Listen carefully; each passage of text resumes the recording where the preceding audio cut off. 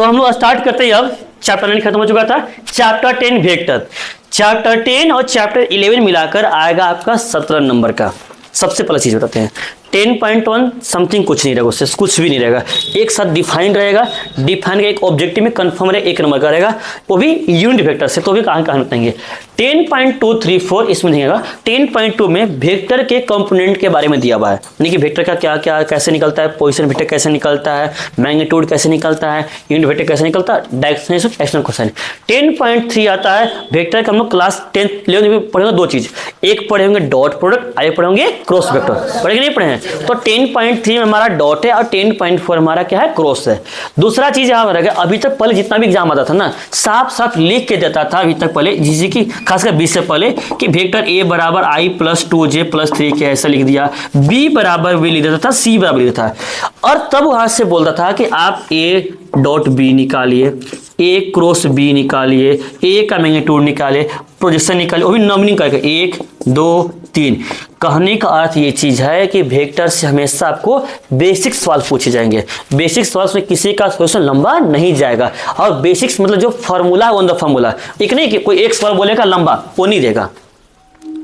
समझिए, पहले 5 नंबर। हाँ, अब 3 नंबर में है तो छोटा छोटा जो मैंने कि उस लाइक 3 नंबर के लगे जो छोटा सवाल है वो दे सकता है, वो भी बताने क्या क्या चीज है। कहने का बेसिक वेक्टर से कोई भी वीवीआई सॉल्यूशन नहीं बनता है, वीवीआई के नाम पर इसका से बनता है बेसिक। और जो हम क्लास में बताएंगे एग्जांपल, हर एक कंसेप्ट के साथ हम जो एग्जांपल बताएंगे वो आपका सबसे मोस्ट इंपोर्टेंट रहेगा, याद रखिएगा। पहले ये सबसे ज्यादा मोस्ट रहेगा वेक्टर को कंसेप्ट को समझने के लिए। और हम लोग वेक्टर समझते हैं तो वेक्टर के बाद जो स्टार्ट होगा प्लेन और 3D जो बोलते हैं ना, प्लेन तो हटा चुका, उसमें जो लाइन सेगमेंट स्टार्ट होगा, जो चैप्टर 11 होगा वहां पे 11 में से 11.1 और 11.2 दो एक्सरसाइज है, जहां से एक सवाल बनेगा 5 नंबर का, एक बनेगा 3 नंबर का, अब एक सवाल आएगा 2 नंबर का आएगा। याद रखिएगा चीज को, सिर्फ चैप्टर 11 से। और 11 में जो लाइन है वो वेक्टर के बिना अधूरा है, बिना वेक्टर के बिना वो बनेगा ही नहीं बनेगा।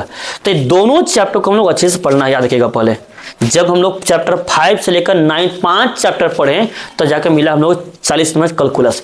यहाँ 2 चैप्टर में आ जा रहा है हम लोग 17 नंबर आ जा रहा है। अभी साथ में जो एक्सरसाइज है वो भी बहुत ज्यादा कम है, समझ गए। पहले तो पूरा बेसिक से और कंसेप्ट समझ चलेंगे इसको हम लोग। तो स्टार्ट करते हैं वेक्टर। वेक्टर मतलब सदिश। क्या होता है जी सदिश, बताइए। फिजिक्स में हम लोग पढ़े हैं ना, क्या होता है वेक्टर, बताइए तो। सब लोग बोलिए क्या होता है। मैंने अगर उसको हिंदी में डिफाइन करेंगे, फिजिक्स की भाषा में डिफाइन करेंगे, तो ऐसी भौतिक राशि जिसका परिमाण और दिशा दोनों होता है, ठीक है। ऐसा भौतिक राशि जिसका परिमाण और दिशा दोनों होता है, उसे क्या बोलते हैं हम लोग, सदिश। क्या बोलते हैं, सदिश। और अदिश क्या होता है, इसको बोलते हैं स्केलर। क्या बोलते हैं, स्केलर। उसे क्या होते हैं, ऐसी भौतिक राशि जिसका सिर्फ और सिर्फ क्या हो, परिमाण हो। ऐसी भौतिक राशि जिसका सिर्फ क्या हो, परिमाण हो, उसे क्या बोलते हैं, अदिश। इसी को अगर इंग्लिश में बोलना होगा तो बोलेंगे a physical quantity which has both direction and magnitude. A physical quantity which has both direction and magnitude is called vector. A physical quantity which has only direction which has only magnitude is called a scalar quantity। जिस physical quantity के पास सिर्फ और सिर्फ direction रहता है उसे क्या बोलते हैं हम लोग, स्केलर। मतलब डायरेक्शन मैग्नीट्यूड। कहने का अर्थ है, ध्यान सुनिएगा, इसमें स्पीड निकालते हैं ना, स्पीड डिस्टेंस निकालते हैं ना, स्पीड हो गया, डिस्टेंस हो गया, एरिया हो गया, वॉल्यूम हो गया, ये सब जो है किस चीज का, सदिश से सदिश है। सदिश से कदिश है, क्या है, सदिश है। सब का सब क्या है, अदिश। अदिश मतलब सबका क्या है, स्केलर। स्केलर में सिर्फ और सिर्फ मैग्नीट्यूड रहेगा, डायरेक्शन नहीं रहेगा। क्या रहेगा, मैग्नीट्यूड, डायरेक्शन नहीं रहेगा। अब वेक्टर में मैग्नीट्यूड के साथ साथ क्या रहेगा, डायरेक्शन। तो अगर जहां पर आपके पास सिर्फ और सिर्फ मैग्नीट्यूड मतलब परिमाण दिए हो, वो क्या हो जाएगा, अदिश। क्या हो जाएगा, अदिश। और जहां पर परिमाण के साथ दिशा भी मैग्नीट्यूड के साथ क्या, डायरेक्शन भी दिया हो, उसे क्या बोलते हैं हम लोग, सदिश। मतलब कि वेक्टर कहते हैं। अब सवाल उठता है, मैथ की भाषा में वेक्टर कैसे डिफाइन करेंगे। यहाँ तो कोई फिजिकल क्वांटिटी में नहीं पढ़ रहे, यहाँ तो कोई भौतिक राशि तो नहीं पढ़ रहे हम लोग, यहाँ तो मैथ्स पढ़ रहे हैं। और मैथ्स में फिजिक्स हम लोग वेक्टर को कैसे डिफाइन किया जाएगा। अगर यहाँ हम लोग पढ़ते संवेग, विस्थापन, ये सब पढ़ते, ठीक है, तो उसको फिजिकल क्वांटिटी था, भौतिक राशि था, इसके बारे में लिख देते। लेकिन यहाँ हम लोग मैथ पढ़ रहे हैं, मैथ में तो ये सब नहीं कहानी है। तो मैथ की भाषा में वेक्टर को कैसे डिफाइन किया जाए। चलिए, तो मैथ में देखते हैं हम लोग, अधिकतर जो चीज होता है सिंपल से कहानी होता है। यहाँ देखिएगा, मैथ का अगर कोई बोला जाए ना ज्योमेट्री का सबसे अगर स्मॉलेस्ट पार्टिकल तो होता है पॉइंट। क्या होता है? क्या होता है? स्मॉलेस्ट पार्टिकल होता है। एक और पॉइंट अगर मिल जाएगा, कितना पॉइंट होगा? 2 पॉइंट। अभी दोनों पॉइंट को मिलकर क्या बनेगा? Line segment. क्या बनेगा? लाइन सेगमेंट, जिसको बोलते हैं रेखाखंड। क्या बोलते हैं? रेखाखंड। ये ए और ये क्या हो गया? बी। आया कि नहीं आया? अब इसका कुछ तो डिस्टेंस दिया होगा ना, 2 सेंटीमीटर, 5 सेंटीमीटर, 2 मीटर, कुछ तो दिया होगा ना। मान लीजिए कितना कितना दिया है? 5 सेंटीमीटर। या कितना दिया है? तो ये ए बी का डिस्टेंस मतलब ए बी का मैग्नीट्यूड मतलब परिमाण दिया। क्या दिया हुआ है? परिमाण। क्या दिया हुआ है? परिमाण। परिमाण तो दे दिया। तो अब अगर परिमाण दिया है तो अभी ये वेक्टर का स्केलर है। क्या है? अब अगर इसमें हम लगा देंगे डायरेक्शन। क्या लगा देंगे? डायरेक्शन। कि अगर ये ए से बी जा रहा है कि बी से ए, तो अगर हम लगा दें डायरेक्शन ए से बी जा रहा है तो देखिएगा परिमाण के साथ साथ क्या डायरेक्शन भी दिया हुआ है कि नहीं दिया हुआ है? दोनों चीज आया कि नहीं आया? आ गया। तो इसको वेक्टर कह सकते हैं कि नहीं कह सकते हैं? कह सकते हैं। अब अगर सिर्फ अगर ऐसे ए बी लिखा रहता और यहाँ खाली 5 सेंटीमीटर, इसको क्या बोलते हैं? स्केलर। क्या बोलते हैं? स्केलर। अब इसी लाइन सेगमेंट से हमारा ट्राइंगल बनता है, क्वाड्रिलेटरल में जितना सारा बनता है, त्रिभुज, चतुर्भुज, पंचभुज, जितना सारा चीज है सब इसी से ना मैक्सिमम बनता है। लाइन ही होता है। लाइन क्या बना? वेक्टर लाइन 3D से हम लोग पढ़ना है। तो मैक्सिमम जो कोई भी ग्राफ बनेगा लाइन, खासकर हम लोग को 2D फिगर में देखते हैं, वो क्या से बना? पॉइंट से बना कि नहीं बन रहा है? अभी जो पॉइंट इसके बीच एक लाइन सेगमेंट बना कि नहीं बना? तो यह लाइन सेगमेंट इसका परिमाण दिया हुआ है। अगर इसमें क्या लगा देंगे? डायरेक्शन। क्या लगा देंगे? डायरेक्शन। तो इसी को क्या बोलेंगे? वेक्टर। क्या बोलेंगे? वेक्टर। आया समझ में? और इसी को डिफाइन करना हो तो कैसे डिफाइन करेंगे? ध्यान सुनिएगा। एक ऐसा रेखाखंड, एक ऐसा रेखाखंड जिसका क्या दिया हो? डायरेक्शन, मतलब कि दिशा दिया हो। क्योंकि रेखाखंड है मतलब लाइन सेगमेंट है, तो जिसका मैग्नीट्यूड कुछ ना कुछ होता होगा, है कि नहीं है? अगर हम बोले कि ये अगर यहां से अगर यहां तक भी गया है तो कुछ तो मैग्नीट्यूड 1 होगा। लेकिन अगर यहां मैग्नीट्यूड कब 0 बनेगा? जब इसका ही लेंगे तब ना बनेगा 0। तब तो लाइन सेगमेंट नहीं ना बना। मतलब कहने का अर्थ है कि अगर मैग्नीट्यूड लाइन सेगमेंट बोल रहा है ए से बी, यहां से यहां तक, तो यहां के बीच में कुछ तो डिस्टेंस होगा। और डिस्टेंस जब भी होगा तब पॉजिटिव होगा कि नेगेटिव होगा कि 0 होगा? क्या होगा? क्या होगा? नेगेटिव डिस्टेंस नहीं होता है। याद रखिएगा चीज को पहले। कोई दिक्कत यहां तक है तो इसको डिफाइन कर सकते हैं। A directed line segment is called vector. A directed line segment is called vector. Directed का अर्थ है कि मतलब इसका क्या दिया हो? दिशा दिया हो, और साथ में लाइन सेगमेंट। एक ऐसा लाइन सेगमेंट, एक ऐसा लाइन सेगमेंट इसका क्या दिया हो? डायरेक्शन दिया हो, उसे क्या बोलेंगे? वेक्टर। क्या बोलेंगे? वेक्टर। उसी को सोल्व लिखते हैं। A directed line segment is called vector. कोई दिक्कत यहां तक? और जिसका डायरेक्शन न दिया उसे क्या बोलते हैं? क्या बोलेंगे? स्केलर। चलिए ध्यान से देखिएगा पहले तो लिखे यहां पर वेक्टर, इसको बोलते हैं सदिश। और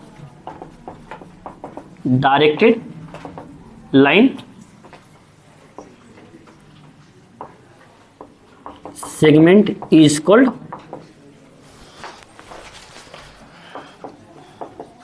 वेक्टर। जैसे ई अगर ए था, अभी मेरा क्या है? बी। ए से कहाँ गया? बी। इसका कुछ तो मैग्नीट्यूड दिया होगा ना। कितना दिया हुआ है? ए। तो हम कह सकते हैं कि ए से कहाँ गया है? बी। ए से कहाँ गया है? बी। अब इसका जब मैग्नीट्यूड निकालेंगे तो मैग्नीट्यूड कितना दिया हुआ है? ए। कितना दिया हुआ है? मैग्नीट्यूड को मोशन दिखाते हैं। याद रखिए इस चीज को। कोई दिक्कत यहाँ तक?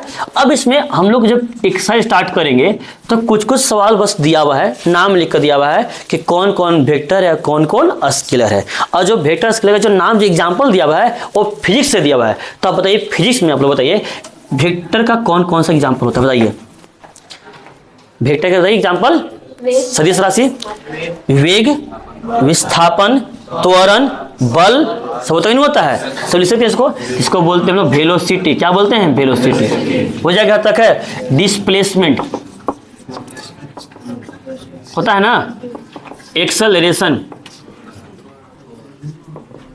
होता है, फोर्स होता है, एक्सेट्रा कह सकते हैं। जिसको हिंदी में लिखना होगा वेलोसिटी को क्या बोलते हैं? वेग। विस्थापन को, डिस्प्लेसमेंट को विस्थापन,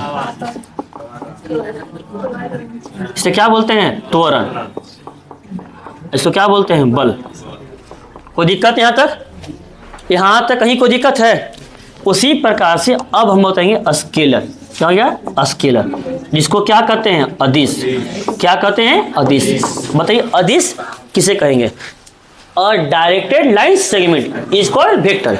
एक ऐसा लाइन सेगमेंट जिसका क्या दिया था? डायरेक्शन। क्या दिया था? डायरेक्शन। है कि नहीं है? तो एक ऐसा लाइन सेगमेंट जिसका डायरेक्शन न दिया हो, ठीक है, मतलब a non directed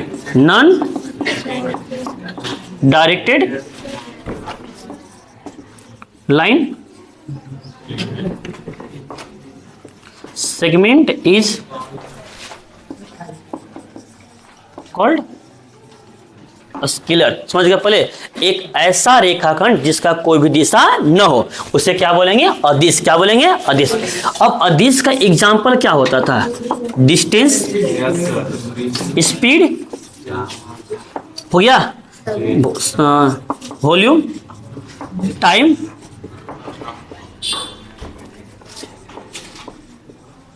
temperature, angle और एरिया, वर्क। बोलते थे वर्क डन। वर्क डन मतलब क्या होता है? कार्य। क्या होता है? कार्य। कोई दिक्कत यहाँ तक? डिस्टेंस का हिंदी होता है दूरी। स्पीड मतलब क्या होता है जी? चाल। वॉल्यूम मतलब कि आयतन। टाइम मतलब कि समय आ जाएगा। टेम्परेचर मतलब कि तापमान। एंगल मतलब कि कोण। एरिया मतलब कि क्षेत्रफल। और वर्क डन मतलब कि वर्क डन का फॉर्मूला क्या होता है? वर्क डन मतलब W इक्वल टू होता है फोर्स इनटू डिस्प्लेसमेंट। अब ध्यान से देखिएगा, वर्क डन ही एक ऐसा मात्रा है जो दो वेक्टर का दोनों वेक्टर है, वैन दोनों का प्रोडक्ट हमेशा क्या होता है? स्केलर। लेकिन यहाँ क्या है? डॉट। क्या है? डॉट। अगर क्रॉस करेंगे तो हमेशा क्या मिलेगा? वेक्टर। हमेशा क्या मिलेगा? वेक्टर। दो वेक्टर का डॉट करेंगे तो हमेशा मिलेगा स्केलर, और दो वेक्टर का क्रॉस करेंगे तो हमेशा क्या मिलेगा? वेक्टर। याद रखिए चीज को। आगे इसके बारे में पूरा हम लोग कहानी चलेंगे। यही तो पढ़ना ही हम लोग को, डॉट है और क्रॉस है तो पढ़ना इसमें खाली है सब कहानी। 4 एक्सरसाइज है। 10.1 कुछ भी नहीं, वो एकदम 2 मिनट की कॉन्सेप्ट है, पूरा बताने कुछ भी है नहीं, वो उसको हटा के चलिए। 10.234 है और सब आसान, इसमें कहीं कोई लंबा नहीं है, सब आसान है। अब कुछ हम एग्जाम्पल दे, कुछ बताइए, रैंडमली पूछिए, बताइए क्या क्या चीज है। अगर हम बोलते हैं संवेग, इसको बोलते हैं मोमेंटम। क्या बोलते हैं? मोमेंटम। सदिश से कदिश है? क्या है? चलिए ठीक। अच्छा तो इलेक्ट्रिक फील्ड क्या है? विद्युत क्षेत्र क्या है? क्या है? सदिश है। क्या है? डायरेक्शन होता है। चलिए अच्छी बात है। यहाँ तो बाकी सब लिखिए दी, यहाँ से पूछेंगे तो लोग बताइए दीजिएगा। चलिए थोड़ा सा तो कहानी से लिखते हैं। सदिश है कि अदिश है?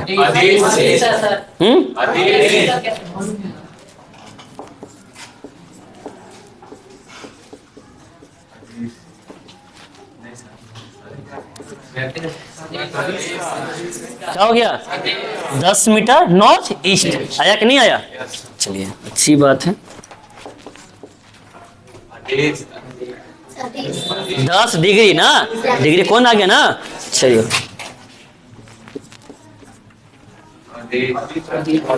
20 डिग्री सेल्सियस तापमान आ गया ना। चलिए अच्छी बात है।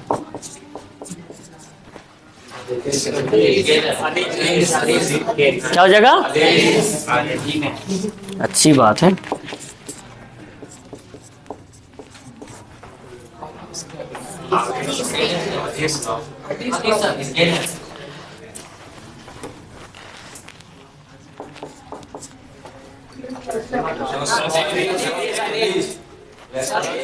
आ गया? कोई दिक्कत यहाँ तक?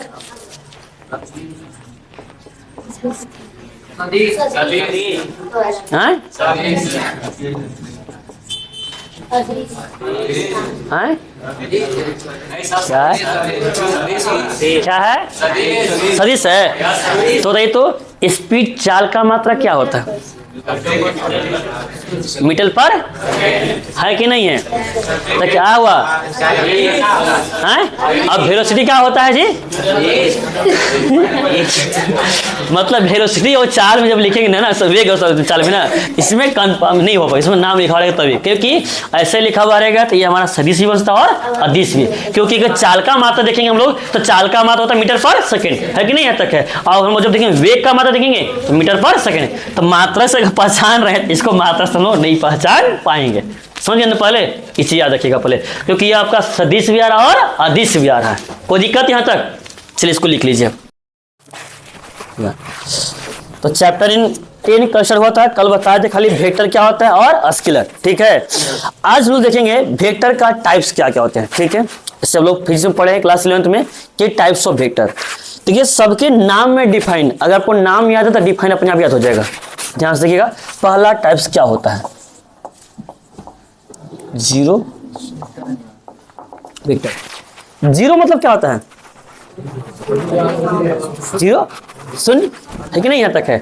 अब हम वेक्टर में पढ़ रहे हैं तो क्या कर सकते हैं, किस प्रकार से डिफाइन कर सकते हैं? सिंपल तरीका है, दो तरह से डिफाइन होता है, लेकिन जो आसान उसको समझिएगा। कहता है एक ऐसा वेक्टर जिसका मैग्नीट्यूड कितना हो? जीरो। कितना हो? जीरो। ताकि वेक्टर के पास हम दो चीज पढ़ रहे हैं, वेक्टर के पास मैग्नीट्यूड मतलब परिमाण होना चाहिए और डायरेक्शन क्या होना चाहिए? दिशा होना चाहिए। तो जिस वेक्टर का जो मैग्नीट्यूड जो परिमाण है वो कितना होगा? जीरो। क्या होगा? जीरो। उसे क्या बोलेंगे? Zero vector. क्या बोलेंगे? Zero vector. नाम ही डिफाइन है, जिस वेक्टर का जो परिमाण मतलब के जो मैग्नीट्यूड है को कितना होना चाहिए? जीरो। कितना होना चाहिए? जीरो। उसे क्या बोलेंगे? Zero vector. क्या बोलेंगे? Zero vector. ये हो गया पहला कहानी। ठीक है, दूसरा तो समझना है तो ध्यान सुनिएगा पहले। जैसे सुबह सुबह आप लोग सुबह अपने अपने 6 बजे घर से निकले, कोई लोग 5 बजे निकले हो। ठीक है, निकले कहाँ? अपने घर से। घर से पहले कहीं फिजिक्स क्लास गए होंगे, ठीक है कि नहीं है? फिर वहां से कहीं केमिस्ट्री क्लास गए होंगे, वहां से फिर A to Z आप लोग आए, हाँ मान लीजिए ना, ठीक है, हाँ A to Z आए, वहां से कहीं और क्लास जाइएगा, ठीक है, और वहां से फिर कहाँ जाइएगा? घर जाइएगा ना, फिर रहेगा। कहने का अर्थ है घर से स्टार्ट किए, कहीं दूसरा क्लास गए, फिर दूसरा क्लास गए, फिर, लेकिन स्टार्ट यहाँ से किए थे तो अंत भी कहाँ से हुआ? जब घर से स्टार्ट था तो अंत भी कहाँ हुआ? घर से। हुआ कि नहीं हुआ? तो मतलब कि हमारा स्टार्टिंग पॉइंट मतलब इनिशियल पॉइंट मतलब कि प्रारंभिक बिंदु और अंतिम बिंदु दोनों सेम है कि नहीं है? सेम है ना। तो एक ऐसा ग्राफ, ऐसा वेक्टर जिसका इनिशियल पॉइंट और फाइनल पॉइंट सेम होता है, इनिशियल पॉइंट और फाइनल पॉइंट सेम होता है, एक ही होता है, उसको बोलते हैं जीरो वेक्टर। क्या बोलते हैं? Zero vector. याद रखिएगा, a vector which has initial and final point are same. एक ऐसा वेक्टर, एक ऐसा सदिश जिसका प्रारंभिक बिंदु और अंतिम बिंदु दोनों क्या रहेगा? सेम, उसे क्या बोलेंगे हम लोग? Zero vector. जैसे सर्कल बनाते हैं तो सर्कल को हम यहां से स्टार्ट कर रहे हैं तो यहां से स्टार्ट किए, हुआ कि नहीं हुआ? तो यहीं से स्टार्ट किया जाकर वहीं पे खत्म हुआ कि नहीं हुआ? हुआ कि नहीं हुआ? कोई दिक्कत यहाँ तक? अब मान लीजिए आप घर से निकले A to Z, ठीक है, A to Z आ गए, फिर फिजिक्स करें, अब आ गया घर है मामा के कॉल, बाबू यहाँ आ जाओ घूमने फिरने, आ रहे पार्टी वार्टी देंगे, चल गए मामा घर है। तो बताइए क्या कहलाएगा? Zero vector. नहीं, कि इनिशियल पॉइंट कहीं और था और फाइनल पॉइंट कहीं और है, तो ये हमारा जीरो वेक्टर नहीं कहेगा। तो दो परिभाषा बता दिए दो तरह से। पहला बताएं कि जिस वेक्टर का मैग्नीट्यूड मतलब परिमाण कितना होगा? जीरो, उसे क्या बोलेंगे? Zero vector. क्या बोलेंगे? Zero vector. और जीरो वेक्टर को डिनोट करने का तरीका है बस जीरो लिखिए और वेक्टर है तो डायरेक्शन लगा दीजिए, जीरो वेक्टर। कोई दिक्कत यहाँ तक? और दूसरा क्या बताएं कि अगर एक ऐसा वेक्टर जिसका इनिशियल पॉइंट और फाइनल पॉइंट, इनिशियल पॉइंट और फाइनल पॉइंट क्या होता है? सेम होता है। क्या होता है? सेम, उसे भी क्या बोलते हैं? Zero vector. याद रखिएगा। तो अब इसी को लिख दे रहे हैं, ध्यान से देखिएगा। A vector having magnitude is zero is called zero vector. It is denoted by zero vector. कोई दिक्कत यहाँ तक? या इसको कैसे भी कसते हैं, हाँ, a vector whose initial and final points are same is called zero vector. कोई दिक्कत यहाँ तक देखिएगा। A vector having magnitude is zero is called the zero vector, it is denoted by zero. कोई दिक्कत नहीं। एक ऐसा वेक्टर जिसका मैग्नीट्यूड मतलब परिमाण कितना दिया हो जीरो, उसे क्या बोलेंगे जीरो वेक्टर। और जीरो वेक्टर को डिनोट करेंगे जीरो से और सन लगा देंगे वेक्टर का। कोई दिक्कत यहाँ तक है। या इसको बोलेंगे a vector whose initial and final point are same. एक ऐसा वेक्टर जिसका इनिशियल पॉइंट और फाइनल पॉइंट दोनों क्या होता है सेम होता है, उसको भी क्या बोलेंगे जीरो वेक्टर। इस एग्जाम्पल में देखिएगा,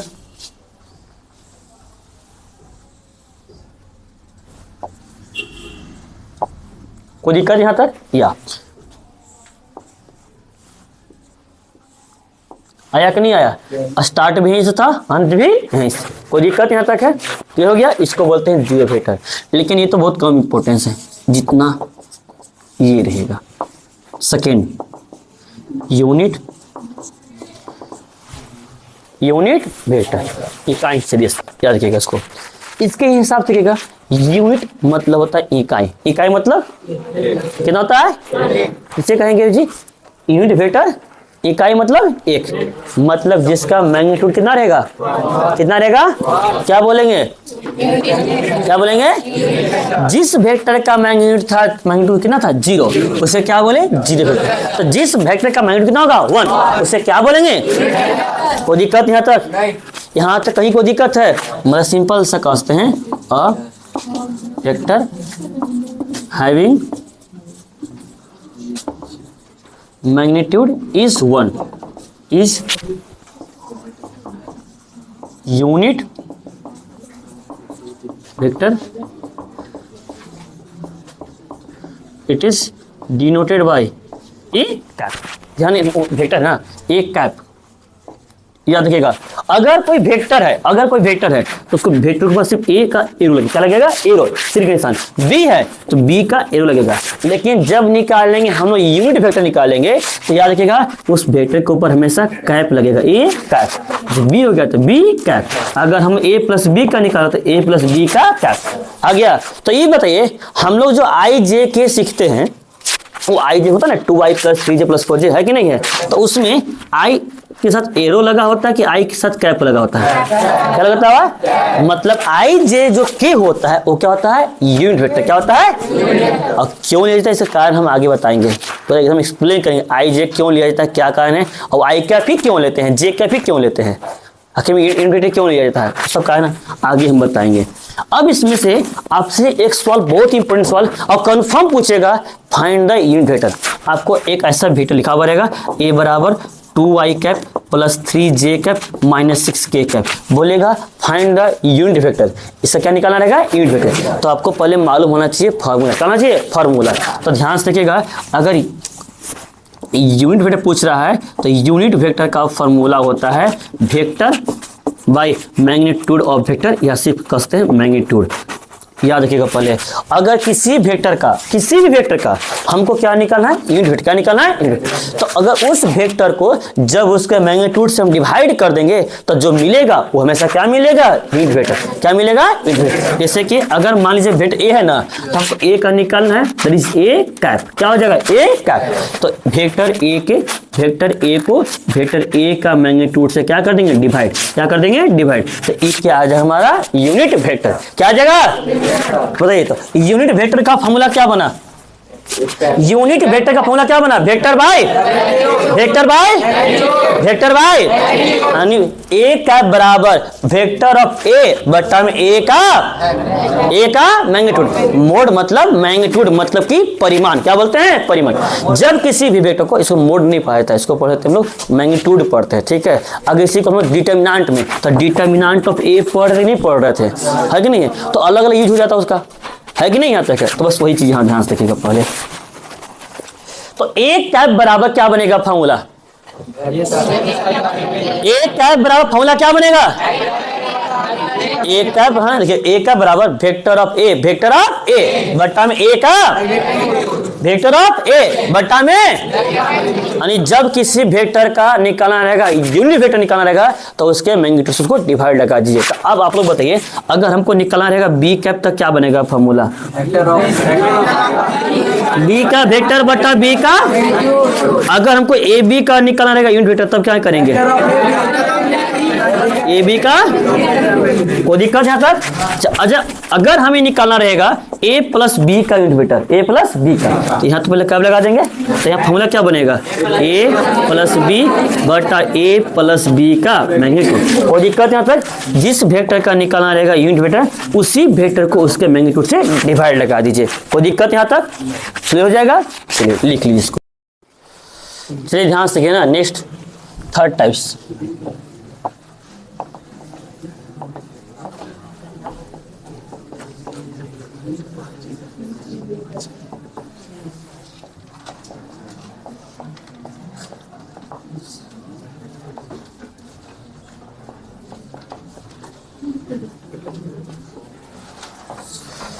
देखिएगा, को इनिशियल, को इनिशियल, इनिशियल मतलब होता है प्रारंभिक बिंदु। क्या होता है? प्रारंभिक बिंदु, स्टार्टिंग बिंदु। और को मतलब स लग गया, मतलब बहुत सारे ऐसे वेक्टर जिनका प्रारंभिक बिंदु क्या हो? सेम हो। क्या हो? सेम हो। स मतलब क्या होता है? सेम। क्या होता है? सेम। समझ गया? पहले ऐसे वेक्टर जिन वेक्टर का हर एक वेक्टर का स्टार्टिंग पॉइंट करना चाहिए सेम, कहीं जो से कोई मायने मतलब नहीं है। जैसे कि अगर यहां पर देखिएगा,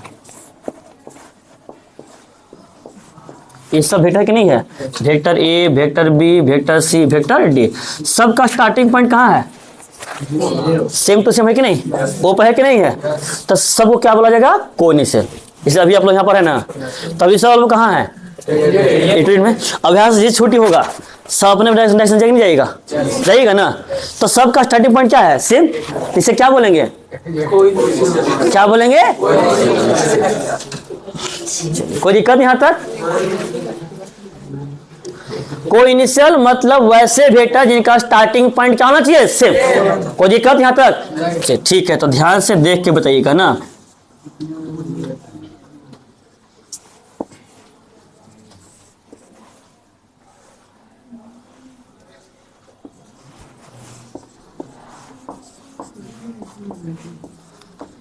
कौन कौन वेक्टर इसमें को-इनिशियल है?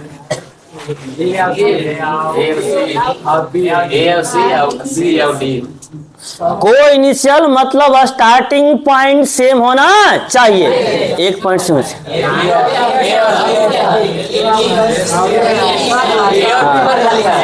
बोलते थे ABCD। अरे ए यहाँ से स्टार्ट है और बी भी से स्टार्ट है, तो ए और बी तो हो गया को-इनिशियल। लेकिन कोई बोल रहा बी और सी ना, बी यहाँ से स्टार्ट होकर यहाँ तक गया है और सी यहाँ से यहाँ तक गया है। एरो दिख रहा है आपको? अब देखिए डी, तो डी यहाँ से ना आ रहा है, आ रहा कि नहीं आ रहा? तो इनिशियल पॉइंट ने स्टार्टिंग पॉइंट ए और बी का ही ना सेम में खाली है कि नहीं है? कुछ भी खाली ABCD बोलते जा रहे हैं, बताएंगे क्या लगा है, टेंशन रहे हैं। ध्यान से देखिएगा, तो वेक्टर हैविंग को-इनिशियल वेक्टर का डिफाइन देखिएगा। वेक्टर हैविंग, वेक्टर्स हैविंग, यहाँ पर ए से ना, vectors having same initial point is called co-initial vector. कोई दिक्कत यहाँ तक? वैसे वेक्टर जिनका इनिशियल पॉइंट मतलब कि प्रारंभिक बिंदु क्या होता है? प्रारंभिक बिंदु क्या हो? सेम। जैसे यहाँ लिखेगा, यहाँ से ए गया, यहाँ से बी और यहाँ से क्या गया? सी और यहाँ ए। कोई दिक्कत यहाँ तक? तो कह सकते कि ये हमारा जो है वो को-इनिशियल वेक्टर है। उसके बाद देखिएगा चौथा,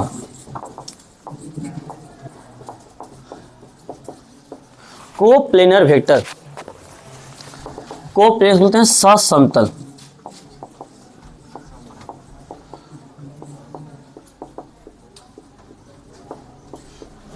बताइए, को मतलब सा, प्लेन मतलब कि प्लेन क्या होता है? प्लेन। प्लेन मतलब कि समतल। समझ गया? पहले इसे देखिएगा, हम लोग पढ़े ऐसा पढ़े ना, एक्स वाई जेड। ये हो गया मेरा, ये हो गया एक्स वाई प्लेन, आया कि नहीं आया? ये मेरा हो गया वाई जेड प्लेन। आया कि नहीं आया? और ई मेरा हो जाएगा एक्स जेड प्लेन, आया कि नहीं आया? अब कहता है एक्स वाई प्लेन में जितने सारे भी वेक्टर हैं, इस प्लेन में जितने सारे वेक्टर होंगे, मान लीजिए ई वेक्टर मेरा ए हो गया, ई मेरा बी हो जाएगा, इस जितने भी प्लेन बनेंगे, ठीक है, इस प्लेन में जितने सारे वेक्टर होंगे सब एक ही प्लेन में कि नहीं है? अगर वैसे वेक्टर जो एक ही प्लेन में लाई करते हैं उसको क्या बोलेंगे? कोप्लेनर। क्या बोलेंगे? तो वाई जेड में जितना बनेगा सबको सब क्या हो जाएगा? कोप्लेनर। एक्स जेड में जितना बनेगा सब क्या बनेगा? कोप्लेनर। लेकिन अगर ऐसा कि यहाँ पर मेरा ए है, यहाँ पर वेक्टर मेरा ए है, यहाँ पे वेक्टर मेरा बी है, बताइए ए और बी क्या कोप्लेनर कह सकते हैं? ए मेरा एक्स वाई प्लेन में और बी मेरा कहाँ है? तो दोनों का प्लेन अलग अलग हो गया ना, समतल अलग अलग हो गया, और जब प्लेन अलग हो गया उसको हम कोप्लेनर नहीं कह सकते हैं। यानी एक ही प्लेन में जितना भी वेक्टर होगा हर एक वेक्टर को क्या बोला जाएगा? कोप्लेनर कहा जाएगा। समझ गया पहले? तो कोप्लेनर मतलब प्लेन, मतलब समतल, सबका कॉमन होना चाहिए, मतलब सबका एक ही होना चाहिए, याद रखिएगा।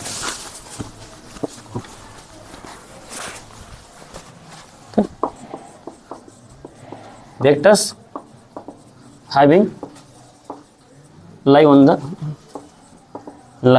on the same plane is called coplanar vector. कोई दिक्कत नहीं आता? जैसे मान लीजिए यहाँ पे एक हम प्लेन बना दिए, कोई प्लेन है, इस प्लेन में जितना भी वेक्टर होगा, इसको हम ए मान लिए, इसको हम बी मान लिए, इसको क्या मान लिए? सी, सब एक ही प्लेन में कि नहीं है? लेकिन अगर हम डी को बाहरी कर देंगे तो दोनों एक ही प्लेन में है? नहीं ना है, तो ये सब मेरा क्या कहलाएगा? कोप्लेनर, बस ई नहीं कहलाएगा। उसके बाद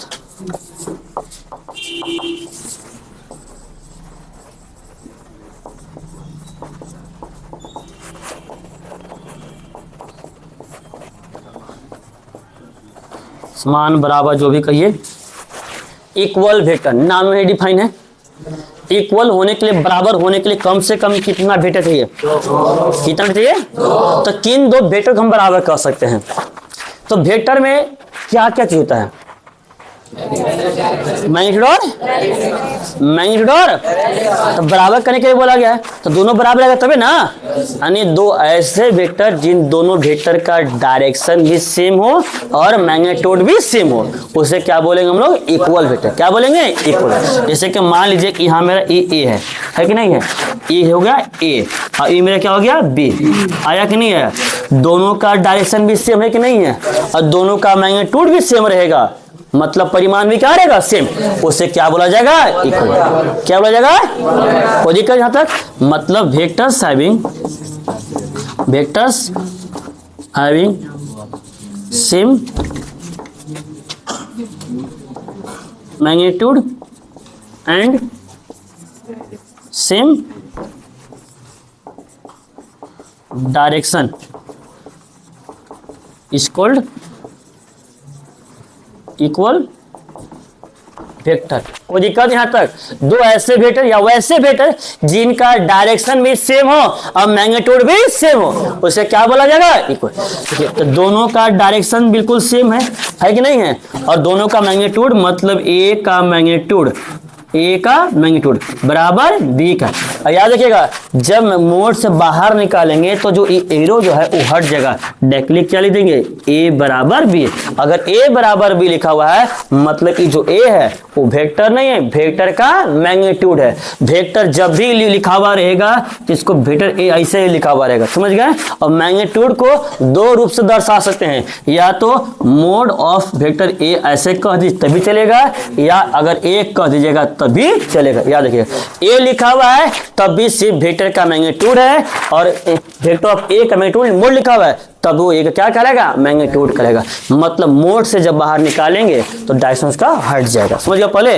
और इक्वल वेक्टर को रिप्रेजेंट करना है तो देखिएगा, दोनों वेक्टर का डायरेक्शन भी सेम है, दोनों का मैग्नीट्यूड भी सेम है, तो देयरफॉर कह सकते हैं कि वेक्टर ए और वेक्टर बी दोनों मेरा क्या है? Equal vector. क्या है? इक्वल, मतलब कि बराबर वेक्टर है। कोई दिक्कत यहाँ तक? यहाँ तक कहीं कोई दिक्कत? ध्यान से देखिएगा, नेगेटिव ऑफ अ वेक्टर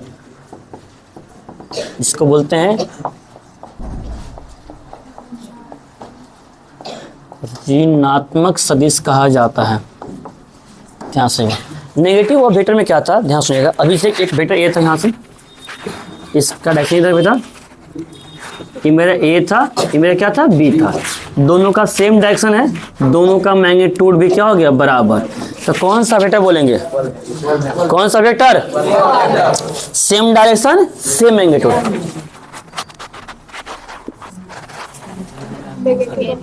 आ जाएगा, मैग्नीट्यूड तो सेम है बट डायरेक्शन क्या हो गया, उल्टा हुआ कि नहीं हुआ। तो वैसे वेक्टर जिनका मैग्नीट्यूड तो सेम होगा बट डायरेक्शन क्या होगा, नहीं वो डायरेक्शन क्या वजह से उल्टा हो रहा है, समझ गया पहले। तो उसको क्या बोलेंगे हम लोग, नेगेटिव ऑफ वेक्टर। क्या बोलेंगे, नेगेटिव ऑफ वेक्टर। मतलब vectors having same magnitude but opposite direction is called negative of a vector। कोई दिक्कत यहाँ तक है, इसी को एग्जांपल में यहाँ लिख दे रहे हम।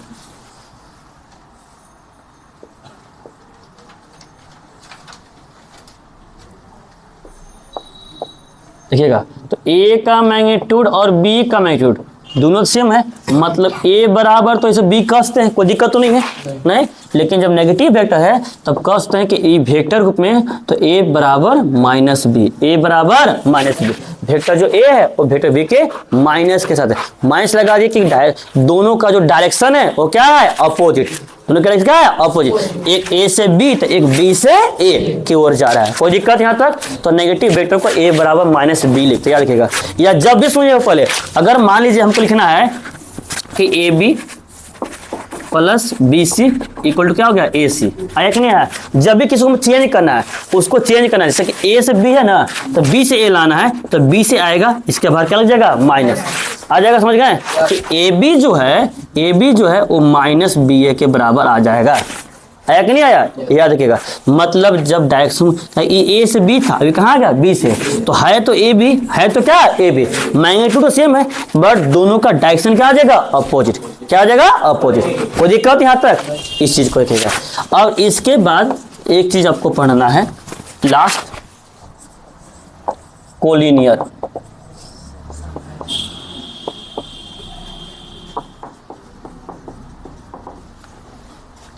मतलब क्या होता है जी, संरेख, ठीक है। अब आप लोग से पूछ रहे पहले कोलिनियर होता क्या है, संरेख हम भी जानते हैं, हिंदी होता है संरेख, होता क्या है कोलिनियर।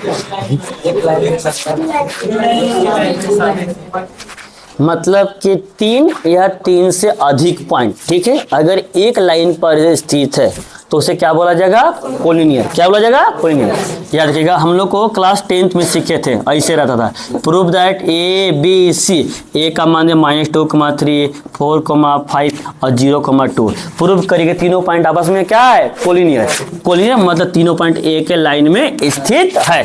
ध्यान सुनिएगा, पहले इन्हें था, अच्छी बताइए इसको प्रूव कैसे करते हैं। क्लास 10th में, 11th में, 12th में तीनों फॉर्मूला में पढ़े हैं और 3 कंसेप्ट पढ़े, इसको बताइए।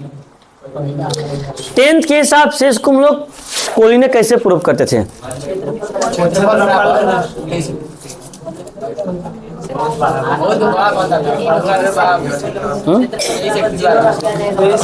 इसको हम लोग सिंपल से निकालते थे, एरिया ऑफ ट्राइंगल कितना था, 0, तो क्या जाएगा, कोलिनियर। और भी पढ़े थे इसमें कंसेप्ट। अच्छा ठीक है, 12th में क्या पढ़े हैं, छोड़िए इसको, भैया 12th में तो है ना, हाँ 12th में भी वही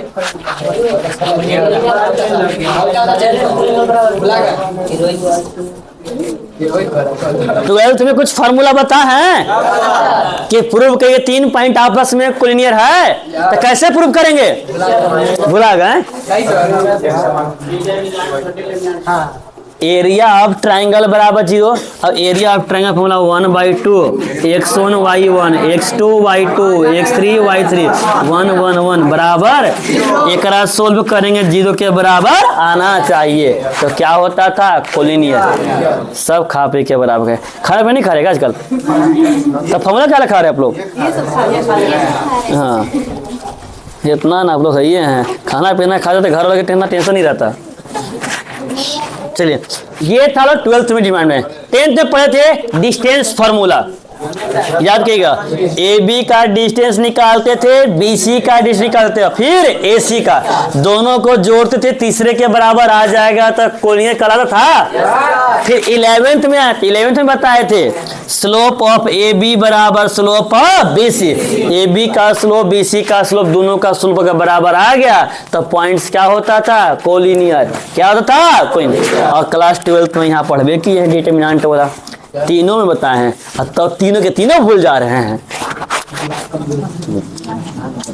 अब कहानी ये चीज है कि जब कोलिनियर है, ध्यान सुनिएगा, जब कोलिनियर है इसमें दो कंडीशन बता रहे हैं पैरेलल में दो। कैसे? ए बी सी 3 पॉइंट है ना, ए बी सी, तो इसको पढ़ रहे हम लोग एज अ वेक्टर। तो एक वेक्टर हो सकता है ए से लेकर बी तक हो सकता है, और एक हो जाएगा बी से लेकर सी तक। बना कि नहीं बना?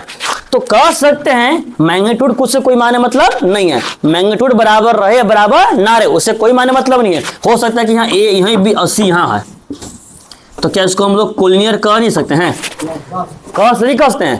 अब एक वेक्टर ए से बी यहाँ और एक वेक्टर बी से सी यहाँ। बना कि नहीं बना? बना कि नहीं बना?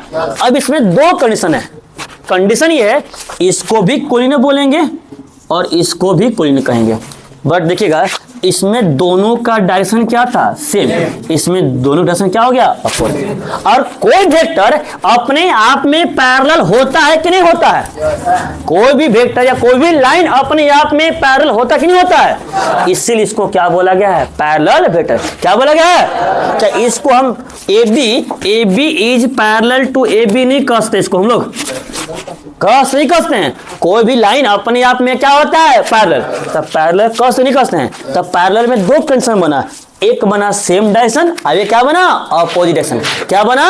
सेम और अपोजिट। लेकिन दोनों का मैग्नीट्यूड से कोई लेना देना नहीं है। मैग्नीट्यूड बराबर हो या ना हो उससे कोई माने मतलब नहीं है। तो देखिए दो केस, एक को बोलेंगे लाइक पैरेलल। क्या बोलेंगे? Like parallel. लाइक पैरेलल मतलब वैसे पैरेलल वेक्टर जिनका डायरेक्शन क्या होगा? सेम। क्या होगा? सेम। उसे क्या बोलेंगे? लाइक। और जिनका डायरेक्शन क्या होगा? अपोजिट, उसे क्या बोलेंगे? अनलाइक। क्या बोलेंगे? अनलाइक। याद रखिएगा अनलाइक। सब्सक्राइब करिए, लाइक करिए, अनलाइक करिए, कमेंट करिए ना, तो वही चीज अनलाइक दिखेगा।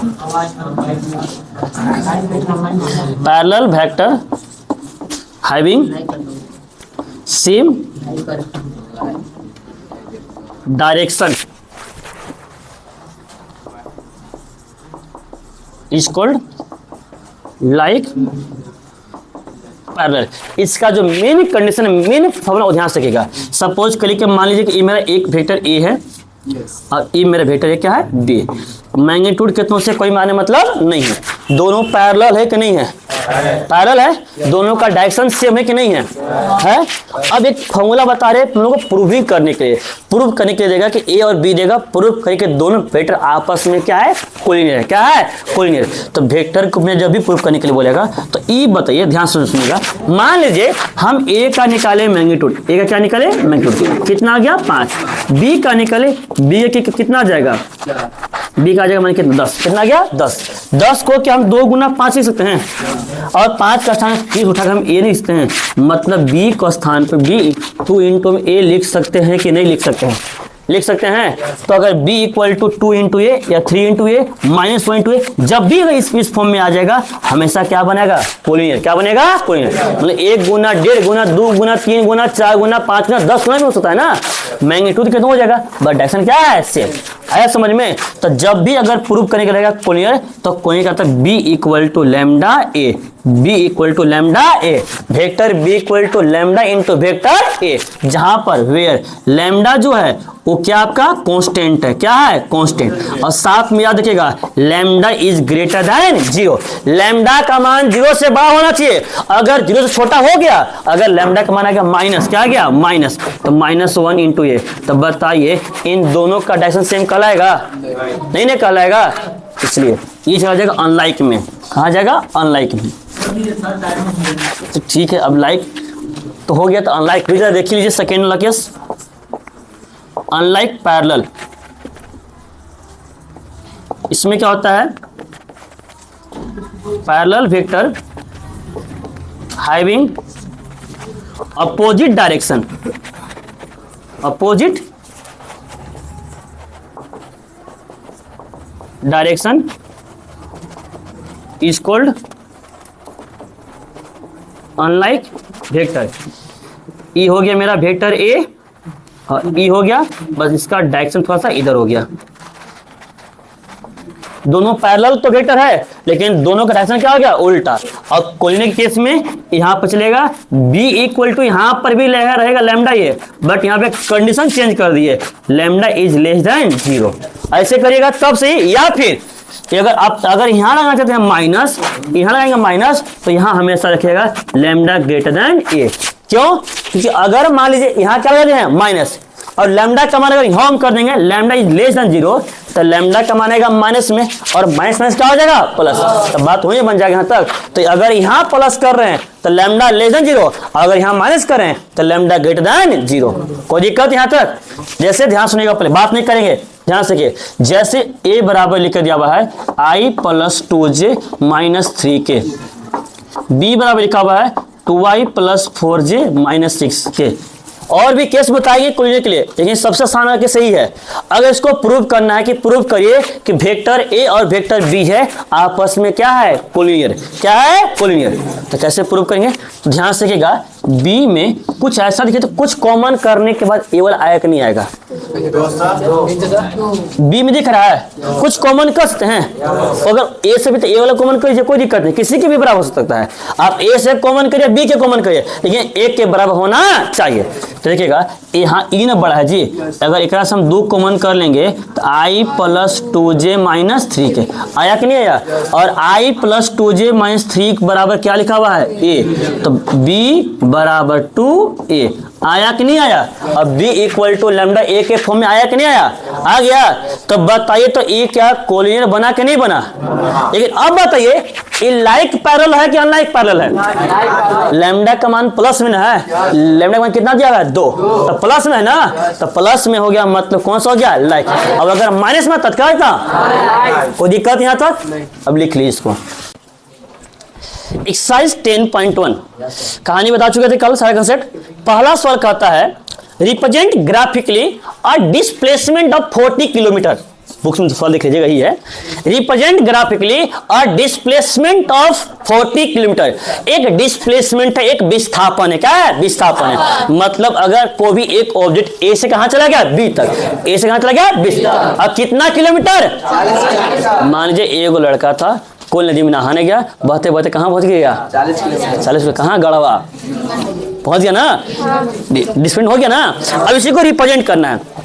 अब बोला गया है किस प्रकार से 30 degree east of north, 30 degree east of north. ध्यान से क्या ग्राफ में रिप्रेजेंट करते हैं। ये बताइए इसको एक्स डैश वाई और वाई डैश, लेकिन डायरेक्शन बताना है ईस्ट वेस्ट नॉर्थ और साउथ। तो बताइए इसको क्या बोलेंगे, नॉर्थ या ईस्ट क्या बोलेंगे। ई क्या होता है ईस्ट, ई क्या होता है वेस्ट, ई क्या होता है नॉर्थ, ई क्या होता है साउथ। बच्चा को खड़ा कर दिए यहाँ पर, करना दिए। अब मेरे पास 4 डायरेक्शन है, कहाँ जाना है। देखिएगा बोल रहा है 30 डिग्री ईस्ट ऑफ नॉर्थ, इसका अर्थ समझिएगा, ईस्ट ऑफ नॉर्थ मतलब नॉर्थ से, उत्तर से किधर जाना है, पूरब की ओर, उत्तर से पूरब की ओर, उत्तर से मतलब कितना डिग्री के साथ, मतलब अगर उत्तर मतलब नॉर्थ यहाँ हो गया हुआ ना, और नॉर्थ किधर जाना है, पूरब, इधर ना है नॉर्थ, यहाँ क्या है वेस्ट, यहाँ क्या है ईस्ट, तो इधर जाके इधर जाएगा, इधर जाएगा, कितना डिग्री, तो बताइए जो 30 डिग्री बनेगा वो नॉर्थ के साथ, ईस्ट के साथ, वेस्ट के साथ कि साउथ के साथ, नॉर्थ के साथ ना, नॉर्थ के साथ, इसके साथ 30 डिग्री बनाएगा और ईस्ट के साथ इधर, तो यहाँ से घूम गया 30 डिग्री, ये पूरा कितना होता है 90, कितना होता है 90, तो ये माने कि यहाँ 30 डिग्री हो गया और यहाँ से चला गया, चला गया यहाँ तक पहुँच गया, चला गया यहाँ तक आगे, ये पॉइंट पी हो गया, अभी क्या था ओ से पी को कितना मान ली 40 किलोमीटर और ये आ गया 30 डिग्री आंसर।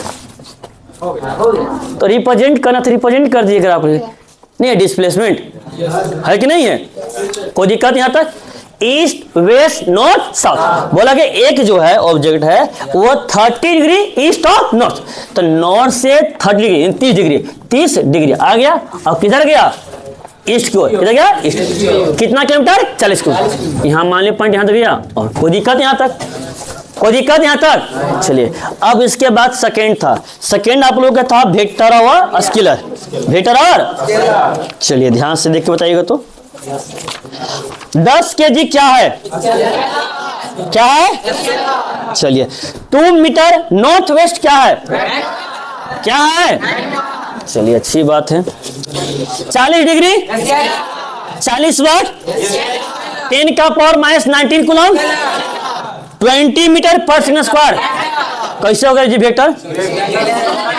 त्वरण का मात्रक है, एक्सेशन है ना, ठीक है, हटाते हैं, टाइम पीरियड क्या होता है, डिस्टेंस, फोर्स,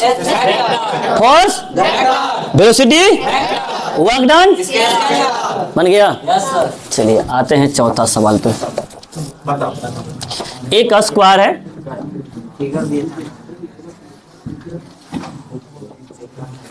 ये है ए, ये है B,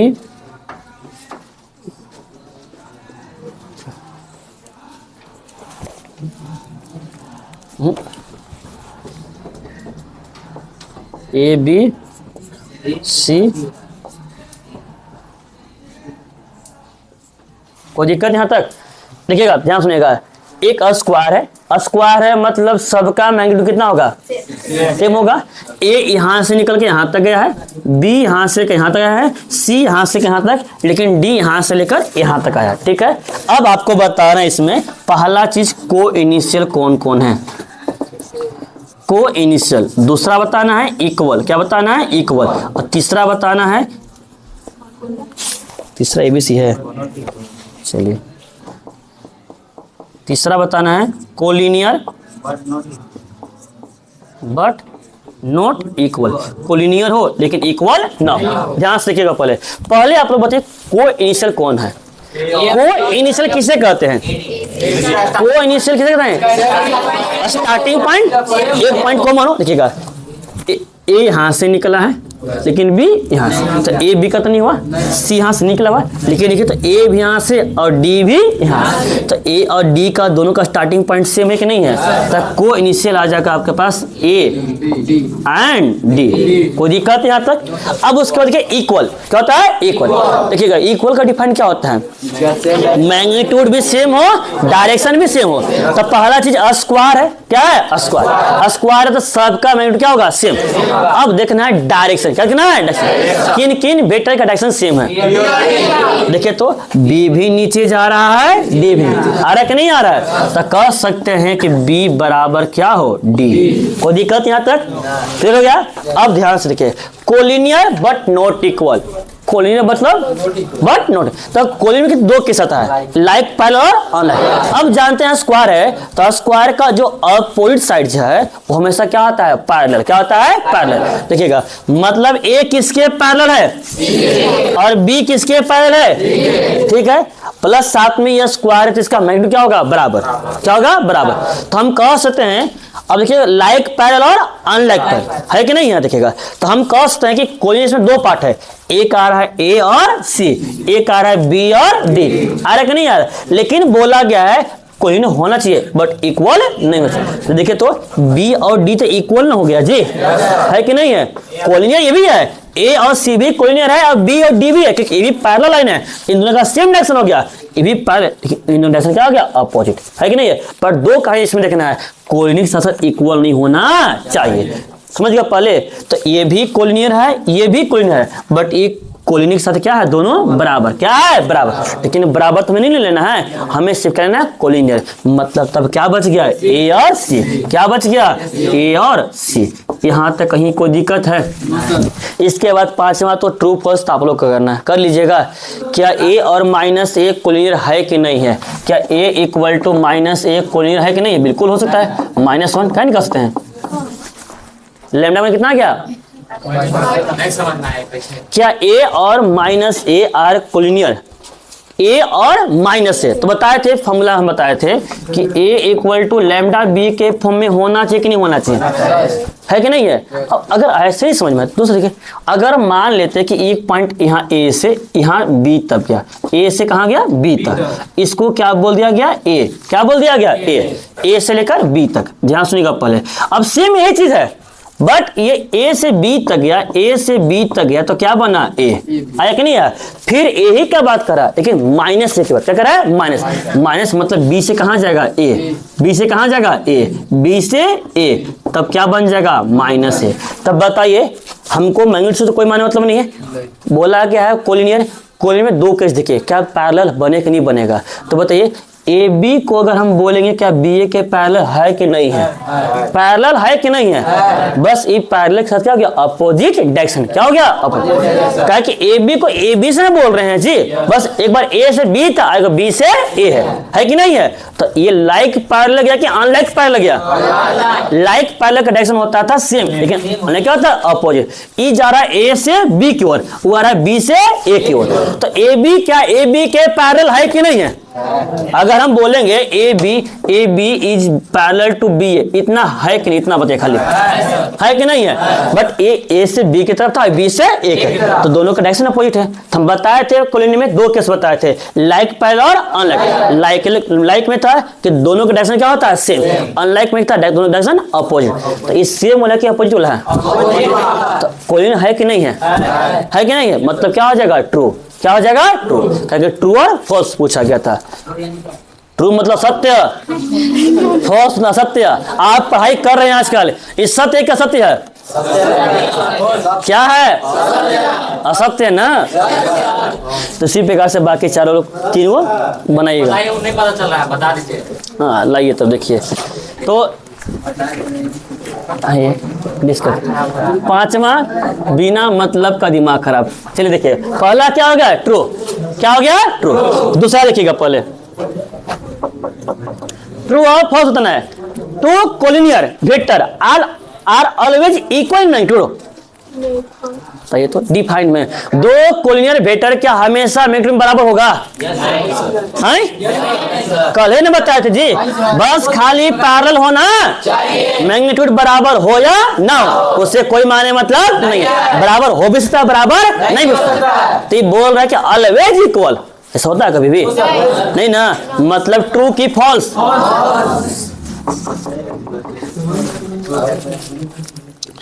to vector having same magnitude are collinear, दो वेक्टर जिनका मैग्नीट्यूड सेम रहेगा उसे कोलिनियर कहेंगे। Two vector having same magnitude, दो वेक्टर है जिनका मैग्नीट्यूड क्या हो, सेम, उसे क्या बोलेंगे, कोलिनियर बोलेंगे। कहानी बताए थे पैरेलल होना चाहिए और साथ में डायरेक्शन, उसमें तो मैग्नीट्यूड से कोई मायने मतलब डिफाइन लिखा है ना, देखिएगा लाइक पैरेलल में two parallel vector having same direction, या उसमें two parallel vector having opposite direction, तो दोनों में कहीं हम मैग्नीट्यूड बताएं, उसमें नहीं बताएं, नहीं बताएं, मतलब ये कहा गया फॉल्स, क्या आ गया, फॉल्स। कह रहा है यहाँ पर two vector having same magnitude are collinear, दो ऐसे सदिश जिनका परिमाण सेम है, परिमाण क्या है, सेम, तो क्या उसे हम लोग कोलिनियर कह सकते हैं, जैसे क्या मान लीजिए ना, देखिएगा इस ए है, ए का मैग्नीट्यूड क्या आ गया 5, कितना आ गया 5। अब बी का भी यहाँ आ गया, इसका भी कितना आ गया 5। तो बताइए बी का भी, दोनों क्या कोलिनियर है? दोनों कोलिनियर हो सकता है? कोलिनियर होने के लिए पैरेलल होना चाहिए। बताया कि नहीं बताया? क्या दोनों पैरेलल के बारे में तो कुछ जिक्र नहीं किया कि पैरेलल है, खाली बोला खाली परिमाण बराबर है। तो परिमाण बराबर होने से क्या कोलिनियर हो जाएगा? संरेख बनेगा? नहीं ना बनेगा, मतलब क्या आ जाएगा? फॉल्स। क्या आ जाएगा? फॉल्स। अगला देखिए चौथा, two collinear vector having the same magnitude are equal. दो कोलिनियर वेक्टर, ध्यान सुनिएगा, दो कौन सा वेक्टर है? कोलिनियर वेक्टर, ठीक है। Having the same magnitude, having the same magnitude, magnitude same है तो इक्वल कह सकते हैं। दो कोलिनियर वेक्टर को इक्वल कह सकते हैं जब सिर्फ और सिर्फ मैग्नीट्यूड बराबर है। क्या होना चाहिए? क्या होना चाहिए? मैग्नीट्यूड के साथ होना चाहिए।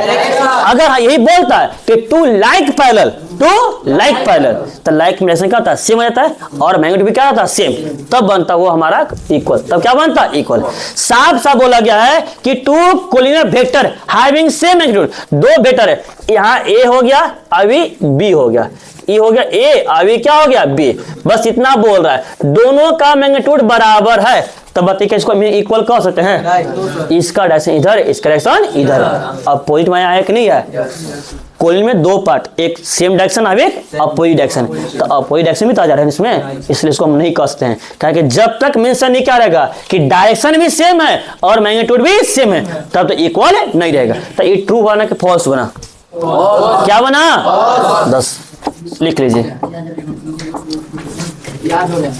चलिए लिख लीजिए इसको।